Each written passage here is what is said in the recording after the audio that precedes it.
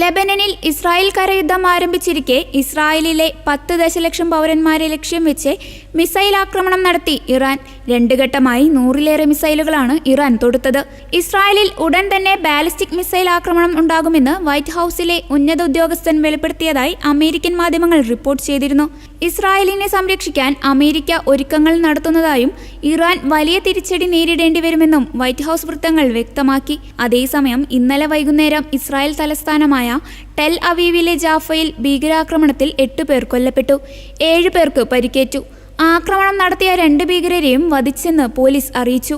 ഹിസ്ബുള്ളയ്ക്കെതിരെ വ്യോമാക്രമണം തുടരുന്നതിനിടെയാണ് ഇസ്രായേൽ സേന ലെബനനിൽ കരയുദ്ധം ആരംഭിച്ചത്. തെക്കൻ ലെബനനിലെ പ്രാദേശിക തലത്തിൽ പരിമിതമായ ഓപ്പറേഷൻ ആരംഭിച്ചതായി ഇസ്രായേൽ അറിയിച്ചു.